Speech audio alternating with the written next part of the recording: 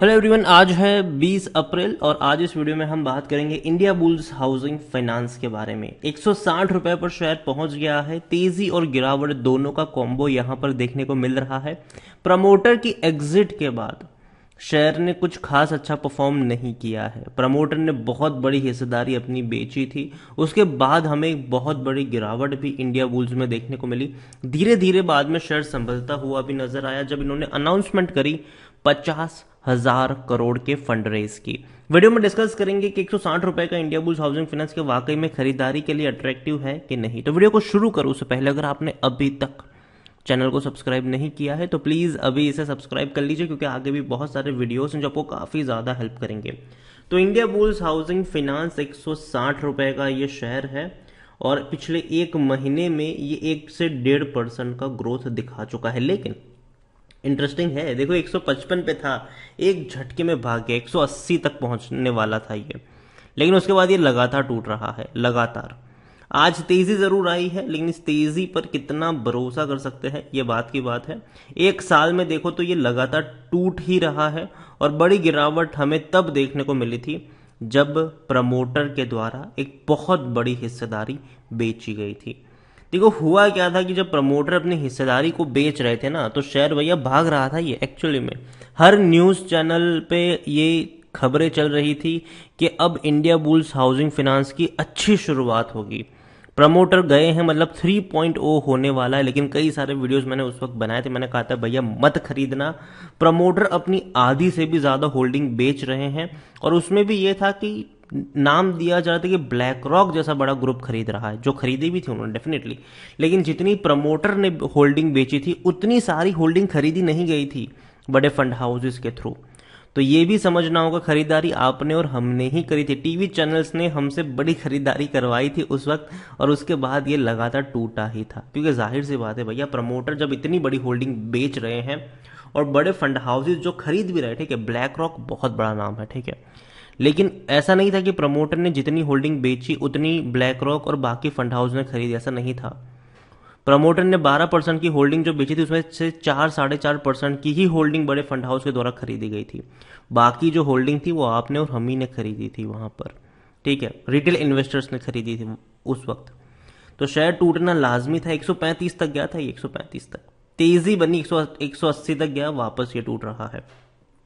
India bulls housing finance में अभी ये जो तेजी बनी थी ना अभी हाल फिलहाल में 155 से 180, उसकी वजह थी कि भैया 50,000 करोड़ के फंड रेजिंग का इनका प्लान था। हालांकि प्लान को अप्रूवल मिल चुका है और फाइनेंशियल ईयर 2023 तक ये लोग 50,000 करोड़ रुपए रेज करेंगे। अब कैसे करेंगे, किस तरीके से करेंगे, ये तो आने वाला वक्त ही हमें बताएगा।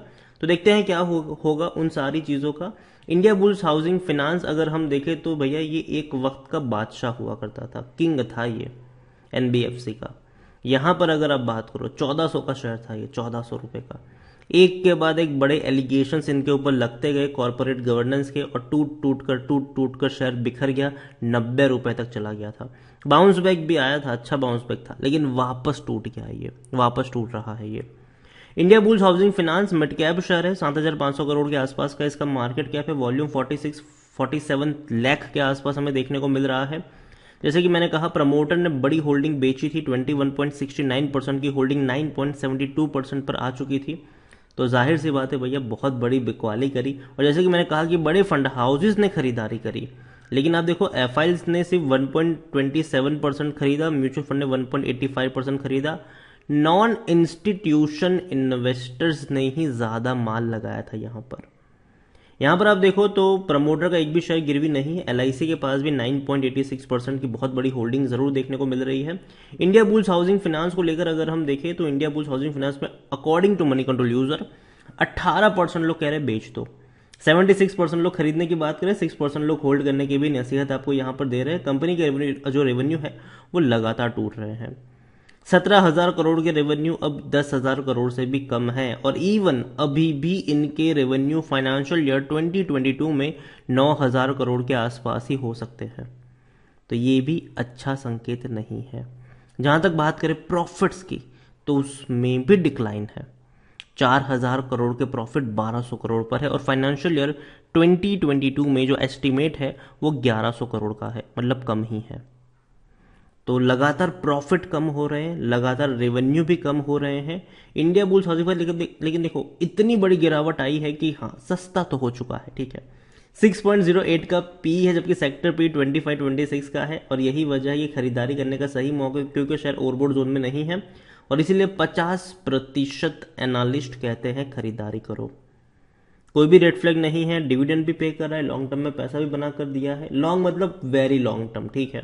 क्योंकि अगर हम बात करेंगे यहाँ पर 5 साल की, तो 83-84% की तो गिरावट है, लेकिन लॉन्ग टर्म की बात करेंगे, वेरी लॉन्ग टर्म, तब आप देखोगे कि हाँ इसने 2013 की मैं बात करूं तो तेजी जरूर आई थी, टूटा भी जरूर है, लेकिन बीच बीच में कितना सारा डिविडेंड भी बांट चुका है ये। India bulls housing finance actually में फेमस था अपने डिविडेंड देने की वजह से। कंपनी साल में कितना सारा आपको डिविडेंड पे करती थी, लेकिन पिछले 2 सालों से जब से कंपनी की हालत खराब हुई है, कंपनी का डिविडेंड भी कम हो चुका है। आप देखेंगे तो 2020 में फरवरी में सिर्फ 6 रुपए का डिविडेंड था। इससे पहले कंपनी साल में 3-4 बार डिविडेंड कम से कम पे करती थी, और 40 से 35 रुपए तक का डिविडेंड ये होता था, तो अच्छा डिविडेंड सालाना पे करती थी। अब 6 रुपए का रहा 2020 में, फिर 9 रुपए का रहा 2021 में, अब 2022 में कितना देंगे कि नहीं, वो भी डेफिनेटली देखना रहेगा आने वाले दिनों में। इंडिया बुल्स हाउसिंग फाइनेंस में अगर देखें तो होल्डिंग्स डेफिनेटली काफ़ी ज़्यादा हद तक डिक्रीज हुई है प्रमोटर की, और ये अच्छे संकेत तो बिल्कुल भी नहीं है। और जो खरीदारी अगर हम बात करें तो सितंबर में रिटेल इन्वेस्टर के पास 23.15% की होल्डिंग थी। प्रमोटर ने जब अपनी होल्डिंग बेची तो 28% रही, मतलब 5% की होल्डिंग जो बढ़ी वो रिटेल इन्वेस्टर्स की बढ़ी थी यहाँ पर, तो वो भी है।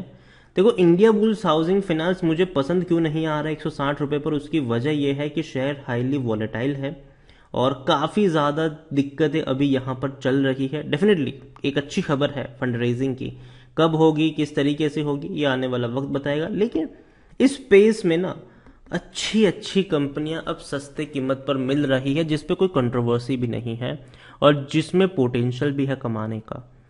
चाहे हम L&T फाइनेंस की बात करें, मनप्पुरम फाइनेंस की बात करें, छोटी कंपनी जो 100 रुपए में अवेलेबल है, या चाहे हम बात करें मुथूट फाइनेंस की बात करें, भले ही 1000 रुपए का है, लेकिन पोटेंशियल नजर आता है वहां पर, ग्रोथ नजर आती है, लॉन्ग टर्म में कोई प्रॉब्लम नजर नहीं आती है, और सेफ रिटर्न भी आप एक्सपेक्ट कर सकते हैं। इंडिया बुल्स में क्या होता है कि अगर ये ऊपर भी उठेगा थोड़ा बहुत, वापस वहीं लाके पटक भी देगा आपको, थोड़ा ऊपर उठेगा वापस वहीं लाके पटक देगा, और बीच में अगर कोई नई कंट्रोवर्सी निकल आई तो भाई साहब तब तो वापस से ही नीचे की तरफ जाएगा। तो अभी के लिए इंडिया बुल्स हाउसिंग फाइनेंस में मैं दाव नहीं खेलूंगा। राकेश झुनझुनवाला जी ने जरूर खरीदारी करी थी इंडिया बुल्स में, लेकिन उसको लेकर मैंने कई सारे वीडियोस बनाकर आपको बताया भी था कि जब शेयर भाग रहा था यहाँ से, जब शेयर सस्ता था 160-165 पे था, उन्होंने खरीदारी करी, लेकिन जैसे ही शेयर 300 के करीब पहुंचने वाला था उन्होंने अपनी आधी से भी ज्यादा होल्डिंग बेच दी। जनरली वो कोई भी शेयर्स खरीदते हैं ना तो होल्ड करते हैं, कुछ सालों तक होल्ड करते हैं, लेकिन इंडिया बुल्स में उन्होंने आधी होल्डिंग एक ही क्वार्टर में बेच दी थी, एक ही क्वार्टर में। तो मैं ये नहीं कह रहा हूं कि भैया उन्होंने बेचा आप भी बेचो, या उन्होंने खरीदा आप भी खरीदो, लेकिन मैं इतना कहूंगा कि जो भी शेयर खरीदो उसको भैया रिसर्च करो, पहले उसको जानो, उसका बिजनेस क्या है वो देखो, उनके कंपिटिटर्स कौन कौन से हैं वो देखो, और उनके कंपिटिटर्स किस कीमत पर मिल रहे हैं, क्या अगर ये उस स्पेस में इस कंपनी की क्या सिचुएशन है उसको भी जानिए। Overall India bulls housing finance अभी मेरे रडार में बिल्कुल भी नहीं है, और मैं अभी इस पे फोकस नहीं करूंगा, ना ही खरीदारी के लिए भी और ना ही अभी बिकवाली के लिए भी। तो यही कहूंगा इंडिया बुल्स हाउसिंग फाइनेंस कि अवॉइड करिए अभी के लिए, और मुझे उतना ज़्यादा पोटेंशियल नज़र नहीं आता है जितना मुझे बाकी इनके कंपिटिटर्स में देखने को मिल रहा है। तो वीडियो को यहीं पे एंड करूंगा। पसंद आया हो तो लाइक करो, शेयर करो, चैनल पर अगर आप पहली बार आए तो प्लीज़ सब्सक्राइब करें, और इंडिया बुल्स हाउसिंग फाइनेंस को लेकर आप क्या सोचते हैं वो भी आप मुझे कमेंट में लिखकर बता सकते हैं। Thank you.